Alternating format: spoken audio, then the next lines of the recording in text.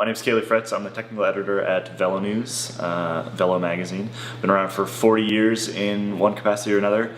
One of the leading English language cycling publications. My job at Velo is to test and review bikes, stay on top of technical news. One of the big parts of my job is running Velo Lab. We've done 2 of these lube tests now.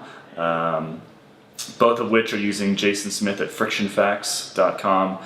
He's a totally independent lab. We buy every single bottle of lube in the test. The whole goal is to find out the most efficient race day lube. And we scoured all over the place. I mean, he ran everything from olive oil to paraffin wax to all these traditional bike lubes. The paraffin wax has proven to be excellent in all the tests that we've done. And the #1 drip lube is Squirt.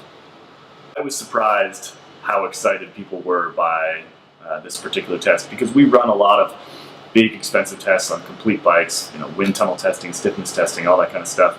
And this one, it's lube. It doesn't sound all that sexy, but people absolutely loved it. It's close to free speed. I'm Jason Smith, owner of Friction Facts. We're an independent testing facility located in Boulder, Colorado. What we do here at Friction Facts is we test bicycle component efficiency.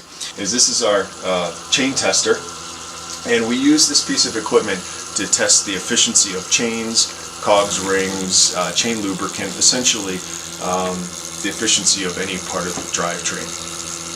This tester is unique. It's the only type of test equipment in the world that can test to an accuracy of plus or minus 1/50th of a watt. And that's very helpful, because when we test chain lubricants, we need that resolution to really separate the good from the bad performing chain lubricants. Recent Velonews chain lubricant tests are actually quite interesting. Over the last 2 tests, we've tested over 55 different types of lubricants. What we typically do is we test at 250 watts steady state output at 95 RPM. 250 watts, 95 RPM is fairly representative of an upper elite level or mid-level pro sustained output. One of the questions that is often presented to us is, what if I'm riding at 400 watts? How does that affect my efficiency of the chain lubricant?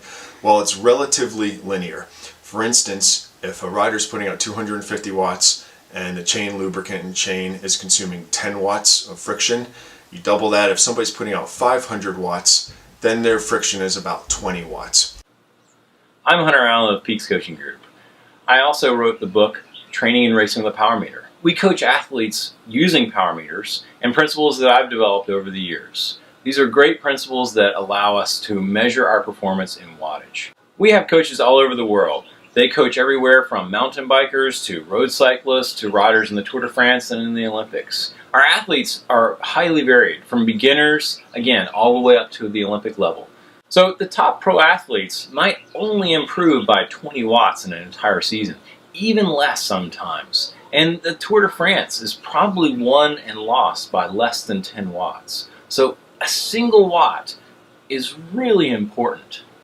When I use Squirt Lube, the great thing is I know that I'm really saving energy, right? Because that's the name of the game in cycling. Not just producing the most power, but you also want to have really good energy conservation. And if I can save a watt here, a watt there, maybe 4 watts or even 10 watts by using Squirt Lube, that's a big difference, and I'm going to take that advantage.